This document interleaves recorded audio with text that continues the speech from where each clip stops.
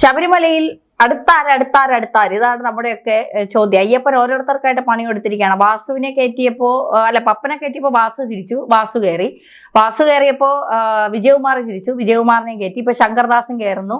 പോറ്റിയെ already കയറ്റി. പോറ്റിയെ മൊത്തത്തിൽ ഒന്ന് ഉഴിഞ്ഞെടുക്കുന്നുണ്ടെന്നാണ് കേൾക്കുന്നത്. അടുത്ത് പ്രശാന്ത് മുൻ മന്ത്രിയും ആ സമയത്ത് പോറ്റിയെ കൊണ്ടുവന്ന സമയത്ത് തന്ത്രിയും പോറ്റിയും ഒക്കെ കൂടെ ചേർന്നപ്പോൾ ഉണ്ടായിരുന്ന ഒരു ദേവസ്വം ബോർഡ് മന്ത്രിയും ഒക്കെ നിരീക്ഷണത്തിലാണെന്നാണ് കേൾക്കുന്നത്. അയ്യപ്പൻ പണിയെടുത്ത് തുടങ്ങിയല്ലേ? അയ്യപ്പനല്ലേ SIT പണി കൊടുക്കുന്നു?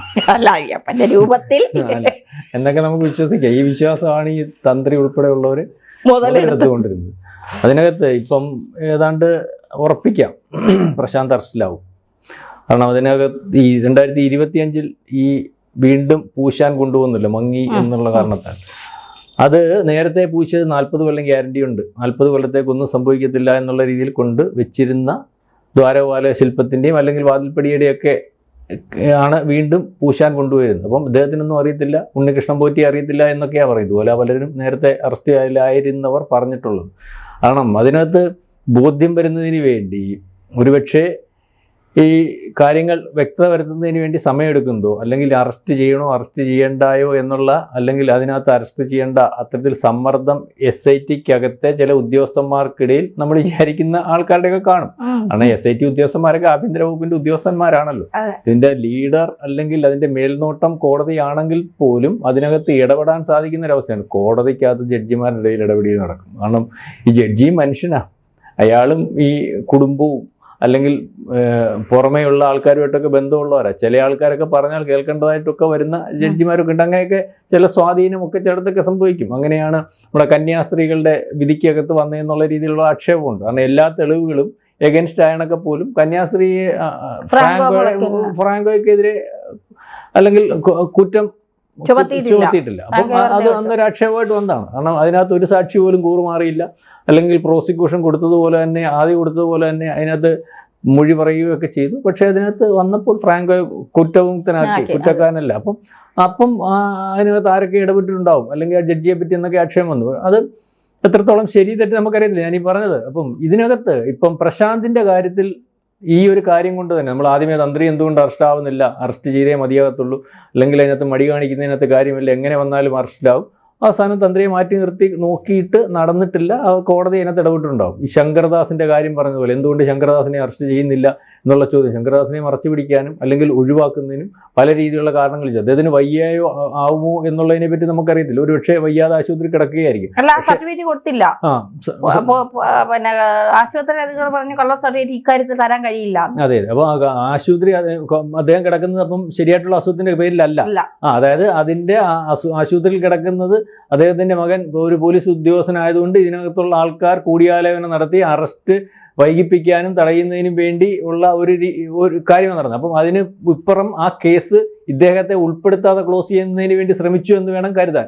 അപ്പം അദ്ദേഹം അതിനകത്ത് ഉണ്ടായിരുന്നു എന്ന് പ്രതിയാക്കപ്പെട്ട, അല്ലെങ്കിൽ ഏറ്റവും പ്രധാനപ്പെട്ട ഈ നമ്മുടെ ദേവസ്വം ബോർഡ് പ്രസിഡന്റായിട്ടുള്ള പപ്പൻ പറയുന്നുണ്ടായിരുന്നു, ഞാനും എൻ്റെ 2 സഹപ്രവർത്തകരും കൂടിയിരുന്ന് തീരുമാനിച്ച കാര്യം, അതിനകത്ത് തെറ്റുണ്ടെങ്കിൽ ഞാൻ സമ്മതിക്കുന്നു, തിരുത്തി എന്നുള്ള കാര്യം ഞാൻ സമ്മതിക്കുന്നു, അതിനകത്ത് ഞാൻ മാത്രം അങ്ങനെ കുറ്റക്കാരനാകുമെന്ന് ഉറക്കെ ചോദിച്ചു, അലറി വിളിച്ച് ചോദിച്ചു, കോടതി മുഖേന ജാമ്യാപേക്ഷ കൊടുത്തപ്പോൾ ചോദിച്ചു. എന്നിട്ടും ശങ്കർദാസിനെ അറസ്റ്റ് ചെയ്യണമെങ്കിൽ പിന്നീടുത്ത മാധ്യമങ്ങൾ പുറകെ നിൽക്കേണ്ട ഒരവസ്ഥയും ഹൈക്കോടതി ഇടപെടേണ്ട ഒരവസ്ഥയും വന്നു. അതുപോലെ തന്നെ പ്രശാന്തിന്റെ കാര്യത്തിൽ, പ്രശാന്തിൻ്റെയൊക്കെ ആദ്യമേ പ്രശാന്തൊക്കെ ഇതിനകത്തുണ്ട്. അതുകൊണ്ട് ഈ പ്രശാന്തിനെ വീണ്ടും ഒരു ടേൺ കൂടി ദേവസ്വം ബോർഡ് പ്രസിഡന്റ് ആക്കുന്നതിന് വേണ്ടി CPM ആലോചിച്ചിട്ട് ആ തീരുമാനം മാറ്റുന്നു. കാരണം കൃത്യമായ ഡയറക്ഷൻ CPMന് കിട്ടി. ദേവസ്വം ബോർഡ് പ്രസിഡന്റ് അറസ്റ്റിൽ എന്നുള്ള രീതിയിലേക്കുള്ള ഒരു വാർത്ത വരുന്നതിനെക്കാട്ടി നല്ലത് മുൻ ദേവസ്വം ബോർഡ് പ്രസിഡന്റ് അറസ്റ്റിൽ. കാരണം മുൻ ദേവസ്വം ബോർഡ് പ്രസിഡന്റ് ഒന്ന് വാസു കിടപ്പുണ്ട്, പപ്പ കിടപ്പുണ്ട്, ഇപ്പൊ അറസ്റ്റ് ചെയ്ത മുൻ Devaswom board president Prashant arrest. Devaswom board president ആകുമ്പോൾ അതിന്റെ ആ വാർത്തയുടെ ഗൗരവം കൂടും.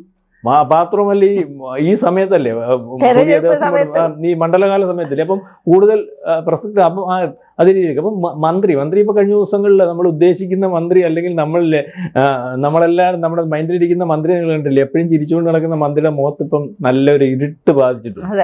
കാരണം എന്ത് സംഭവിക്കാം. കാരണം അദ്ദേഹത്തിന് അറിയാമല്ലോ അദ്ദേഹം എന്തൊക്കെ ചെയ്തിട്ടുണ്ട്. അദ്ദേഹത്തിനും അറിയാം, അയ്യപ്പനും അറിയാം, തന്ത്രിക്കും അറിയാം, പപ്പനും അറിയാം. അപ്പൊ പപ്പനും പോറ്റിക്കും അറിയാം. പപ്പനും പോറ്റിയെല്ലാം കൂടെ പറഞ്ഞു കാണുമെന്ന് വിചാരിക്കേണ്ടി വരും. അപ്പം അതുകൊണ്ട് അദ്ദേഹത്തിന്റെ കാര്യത്തിൽ തീരുമാനം. കാരണം ഇദ്ദേഹത്തിന് മന്ത്രി ആയതുകൊണ്ട് MLA ആയതുകൊണ്ടും CPM-ന്റെ ഉന്നത നേതാവായതുകൊണ്ടും വേണ്ട രീതിയിലുള്ള മാത്രവുമല്ല തെളിവുകൾ ശേഖരിച്ചതിന് മാത്രമേ അറസ്റ്റ് ചെയ്യാൻ പറ്റൂ. കാരണം ഇതിനകത്ത് അറസ്റ്റിൽ ആയിരിക്കുന്ന കക്ഷികൾ ഈ ഉണ്ണികൃഷ്ണൻ പോറ്റി ഒഴിച്ച് ബാക്കി എല്ലാവരും വലിയ VVIP-കളാണ്. കാരണം CPM-ന്റെ അല്ലെ മന്ത്രിയുടെ സെക്രട്ടറി ആയിട്ട് ഗുരുദാസിന്റെ സെക്രട്ടറി ആയിട്ടിരുന്നതും ജുഡീഷ്യൽ ഉത്തരവാദിത്തങ്ങളിൽ ഇരുന്നതും ദേവസ്വം ബോർഡ് പ്രസിഡന്റ് ആയിട്ടിരുന്നതും അല്ലെങ്കിൽ ആ രീതിയിൽ ഇരുന്ന ഒരാളാണ് ആര് വാസു സെക്രട്ടേറിയറ്റ് മെമ്പറായിട്ടും മുൻ MLA ആയിട്ടും അല്ലെങ്കിൽ അതുപോലെ പാർട്ടിക്കകത്ത് സ്വാധീനമുള്ള പിണറായി വിജയനോട് ഏറ്റവും അടുപ്പത്തിലുള്ളതും നേരിട്ടറിയാവുന്ന ആരാണ് പത്മകുമാർ. പിന്നെ ഈ മറ്റതൊക്കെ പിന്നെ വിശദീകരിച്ചാൽ കോൺഗ്രസിനകത്ത് നിന്ന് പോരേണ്ട കാര്യമില്ല. ഉദ്യോഗസ്ഥന്മാരുടെ കാര്യത്തിൽ ഈ മൂരിവാസം ഒക്കെ എന്ന് പറഞ്ഞാൽ കോൺഗ്രസിന്റെ മൂരിവാസ് പറഞ്ഞ ജാമ്യാഷ്ട കൊടുത്തിട്ടില്ലായിരുന്നു. എല്ലാം ഞാൻ ഏറ്റു, ഏത് മാനദണ്ഡം വേണേലും അംഗീകരിക്കുക, എനിക്ക് ജാമ്യം തന്നാൽ മതി. കാരണം ഏത് മാനദണ്ഡം കോടതി പറഞ്ഞ ഏത് മാനദണ്ഡം വേണേലും അംഗീകരിക്കാൻ ജാമ്യം തന്നാൽ മതി എന്നാ പുള്ളി പറഞ്ഞേക്കുന്നത്. ഇപ്പൊ മൂരിബാബു ഒക്കെ ഇതിനകത്ത് കോൺഗ്രസിന്റെയാണ്.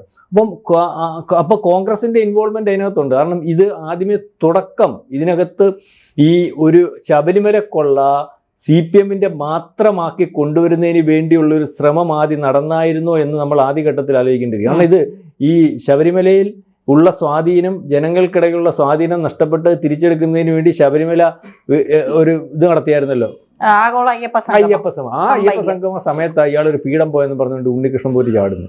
ഒരു കാര്യമില്ല ഇരുന്ന ആളാ പീഠം പോയെന്ന് പറഞ്ഞ് ഉണ്ണികൃഷ്ണൻ പോറ്റി ചാടി ആഭ്യന്തര വകുപ്പും പോലീസും എല്ലാം കൂടെ പീഠം ഇയാളെ പെങ്ങളുടെ വീട്ടിൽ നിന്ന് പിടിച്ചു. അങ്ങനെ ഇയാൾ വരുന്നത്. അപ്പൊ അതിനുശേഷം ഇതിന്റെ ട്വിസ്റ്റോട് ട്വിസ്റ്റാണ്. ഇനി ഇത് ട്വിസ്റ്റ് ഉണ്ടാവും.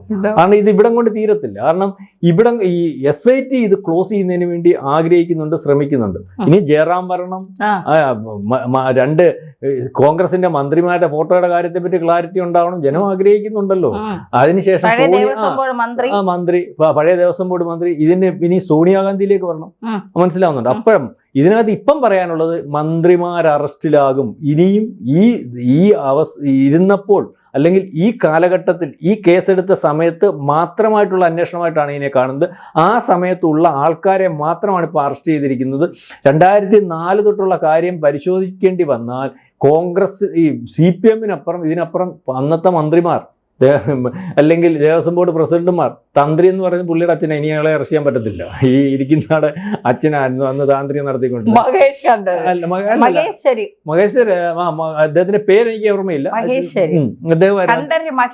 മഹേശ്വർ അദ്ദേഹമായിരുന്നു അന്നത്തെ തന്ത്രി. അപ്പം അദ്ദേഹത്തിന്റെ ഒക്കെ വരും. അപ്പൊ അദ്ദേഹം മരിച്ചു പോയതുകൊണ്ട് ഇനിയിപ്പോ അറസ്റ്റ് ചെയ്യാനൊക്കത്തില്ലല്ലോ. അപ്പം പുള്ളി സ്വർഗത്തോ വല്ലതും ആയിരിക്കും, പ്രയാറിനെയും പറ്റൂല. അപ്പം ഈ രീതിയിലേക്ക് ഇപ്പൊ ഏറ്റവും അവസാനം വരുന്നത് നമ്മൾ ഉദ്ദേശിക്കുന്ന ഒരു മന്ത്രി അല്ലെങ്കിൽ ഈ പറയുന്ന മുൻ ദേവസ്വം ബോർഡ് പ്രസിഡന്റ് പ്രശാന്ത്, അതായത് ഇത് കൃത്യമായിട്ട് നടന്നുകൊണ്ടിരുന്ന കാര്യമാണ്. അതായത് കൊള്ള ഏതൊക്കെ മേഖലയിൽ കൃത്യമായിട്ട് നടക്കുന്നു എന്നുള്ളതിനെ പറ്റി മാത്രം വ്യക്തത വന്നാൽ മതി. ഈ രണ്ട് കാര്യം ചൂണ്ടിക്കാണിച്ചത് കൊണ്ട് ഇത് ഒരു കൃത്യമായ ഇടവേളകളിൽ നടക്കുന്നു എന്നല്ലേ മനസ്സിലാവും. അതുകൊണ്ടല്ലേ 2025 40 കൊല്ലത്തെ ഗ്യാരണ്ടി പറഞ്ഞിരിക്കുന്ന സാധനം വീണ്ടും മങ്ങിപ്പോയി. ഇവരെല്ലാം കൂടെ ചെന്ന് ഇതിന്റെ മംഗലങ്ങ് തീരുമാനിക്കില്ലേ. കാരണം അതിലേക്കാൾ ഏറ്റവും പ്രധാനപ്പെട്ട കോടതി നിരീക്ഷിച്ചത് കൊടിമരം, പിന്നെ ഇതില് സിമന്റ് തീർത്ത കൊടിമരത്തിൽ എങ്ങനെയാണ് ഉറുമ്പരിച്ചതെന്ന്. അത് ഉറുമ്പരിച്ചു. 88 മുതലുള്ളത് പരിശോധിക്കണമെന്ന് കോടതി പറഞ്ഞിട്ടുണ്ട്. 88 മുതലുള്ള പരിശോധിക്കാൻ അല്ല, അതിനകത്ത് ഈ വരുന്ന കാര്യങ്ങൾ ഈ നമ്മൾ നേരത്തെ ഒരു ഇതിനകത്ത് ചർച്ച ചെയ്ത ഓർമ്മയില്ലേ, കൊടിമരം, വാജിവാഹനം, അഷ്ടദിക്പാലകർ, ഈ പറയുന്നത് പോലെ ഇതിന്റെ എല്ലാം കാര്യത്തിൽ ഇപ്പം പഴയ രണ്ട് അയ്യപ്പ വിഗ്രഹം, അവിടുത്തെ ഒരു വലിയ മണി, ആയിരക്കണക്കിന് വർഷം പഴക്കമുള്ള, അതുപോലെ 18-ാം പടിയുടെ രണ്ട് സൈഡിലും ഇതുപോലെ ബിംബങ്ങളുണ്ടായിരുന്നു. ഇതിനെപ്പറ്റിയൊക്കെ അല്ലെങ്കിൽ ഇതൊന്നും കാണാനില്ല. പഴയ മാറ്റിയപ്പോൾ തിരിച്ചു വേറെ കൊണ്ടുവരുന്നു. ആ പഴയ സാധനം എന്ത് എന്നുള്ളതിനെ പറ്റി അറിയത്തില്ല. ഇതിന്റെ എല്ലാം അവകാശി പുള്ളിയാന്ന് പറഞ്ഞിട്ട് പുള്ളി എടുത്തോണ്ട് പോയതാണോ, അവിടെ കൊണ്ടുവച്ചിട്ട് വേറെ മറിച്ച് എന്റെ പുള്ളി പറയുന്നതിനപ്പുറമൊന്നുമില്ല, ഇതെന്റെ അല്ല. അയ്യപ്പന്റെ അകത്തിരിക്കുന്ന വിഗ്രഹം പുള്ളിയുടെതാന്ന് പറഞ്ഞത്. പുള്ളിയുടെതാന്നുള്ള കാരണത്താ പുള്ളി കൊണ്ടുപോയോന്ന് അറിയത്തില്ല. നമുക്കിത് വെളിയിൽ നിന്ന് നോക്കി കാണാനേ പറ്റത്തുള്ളൂ. അതുകൊണ്ട് ഇല്ലിരിക്കുന്ന അയ്യപ്പൻ പിണറായി വിജയൻ ചോദിച്ചതുപോലെ, ഇല്ലിരിക്കുന്ന വെട്ടം കാണുന്നതാന്ന് ഗുരുവായൂരപ്പൻ ചോദിച്ച പോലെയുള്ള അവസ്ഥ പുള്ളി